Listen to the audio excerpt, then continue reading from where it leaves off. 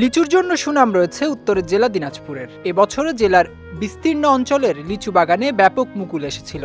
চৈত্র মাসের শেষ দিক থেকে আসতে শুরু করে গুটিও।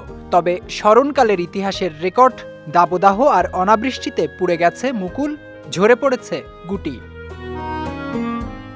জেলার বিরল উপজেলার মাধববাটি, সদর উপজেলার মাসিমপুর সহ বিভিন্ন এলাকার চাষিরা লিচু রক্ষায় প্রাণপণে কাজ করছেন। তবে বৈরী অবস্থায় চরম দুশ্চিন্তায় দিন পার করছেন তারা।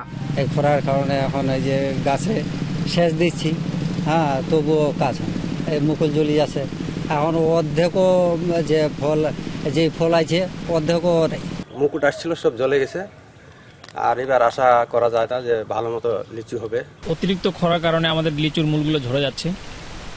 পর্যাপ্ত ট্রিটমেন্ট করছি, সার, বিষ, কীটনাশক এবং সেচ দিচ্ছি, তারপরও লিচুর করগুলো ঝরে যাচ্ছে।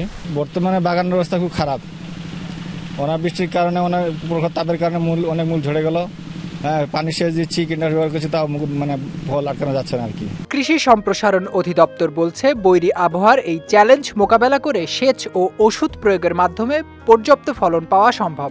তাপদাহে যে গুটি পড়ে যাচ্ছে, আসলে সেচ প্রদান ছাড়া কিন্তু আর কোনো আমাদের অপশন নাই। এবার সেচটা কিন্তু অব্যাহত রাখতে হবে। গাছের গোড়ায় যদি রস থাকে তাহলে কিন্তু ঝরে পড়া কিন্তু কমবে। আশা করি যে এবার লিচুরও ভালো ফলন হবে।